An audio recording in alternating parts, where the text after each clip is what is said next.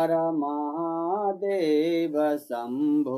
श्री शिव महापुराणांक रुद्र संहिता सृष्टि खंड का 15वां अध्याय का कुछ अंश। सृष्टि।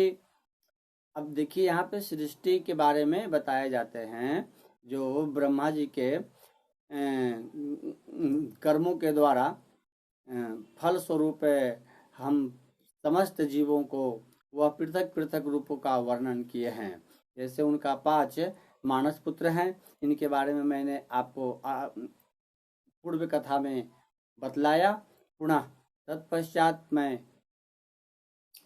15वां अध्याय का ही कुछ अंश सृष्टि का वर्णन कर रहा हूँ। अंश हैं, सनक आदि मेरे 5 मानस पुत्र हैं। जो ब्रह्मा जी के 5 मानस पुत्र हुए कौन कौन हैं? शनक, सनंदन, सनातन, सनत कुमार तथा सनत सुजात। ये 5 पुत्र ब्रह्मा जी के मानस पुत्र हैं जो मुझ ब्रह्मा के ही समान हैं। वे महान वैराग्य से उत्संपन्न तथा उत्तम व्रत का पालन करने वाले हुए। उनका मन सदा भगवान शिव के चिंतन में ही लगा रहता है। वे संसार के विमुख एवं ज्ञानी हैं। उन्होंने मेरे आदेश देने पर भी सृष्टि के कार्य में मन नहीं लगाया। हे मुनिश्रेष्ठ, शनकादि कुमारों के दिए हुए नकारात्मक उत्तर को सुनकर मैंने बड़ा भयंकर क्रोध प्रकट किया, किंतु हे नारद, मुझे मोह हो गया। हे मुने, क्रोध और मोह से विवहल मुझ ब्रह्मा के नेत्रों से क्रोधवश आंसू की बूंदें गिरने लगी। उस अवसर पर मैंने मन ही मन भगवान विष्णु का स्मरण किया। वे शीघ्र ही आ गए और समझाते हुए मुझसे कहने लगे, आप भगवान शिव की प्रसन्नता के लिए तपस्या कीजिए। हे मुनि श्रेष्ठ, श्री हरि ने जब मुझे ऐसी शिक्षा दी तब मैं महाघोर एवं उत्कृष्ट तप करने लगा।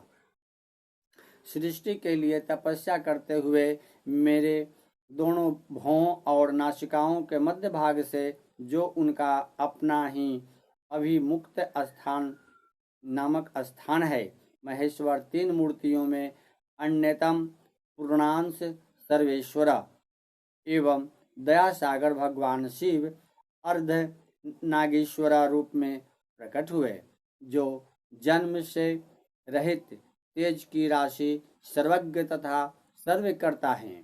उन नील लोहित नामधारी भगवान उमा बल्लभ को सामने देखकर बड़ी भक्ति से मस्तक झुकाकर उनकी स्तुति करके मैं बड़ा प्रसन्न हुआ और उन देवेश्वर से बोला, हे प्रभु, आप विविध जीवों की सृष्टि करें।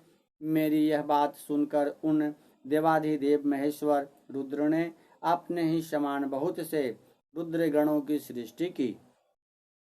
तब मैं स्वामी महेश्वर महारुद्र से फिर से कहने लगा, हे देव, आप ऐसे जीवों की सृष्टि करें जो जन्म और मृत्यु के भय से युक्त हो।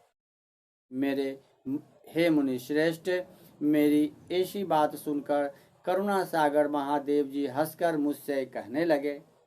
महादेव जी बोले, विधे, मैं जन्म और मृत्यु के भय से युक्त अशोभन जीवों की सृष्टि नहीं करूंगा, क्योंकि वे कर्मों के अधीन होकर दुख के समुद्र में डूबे रहेंगे।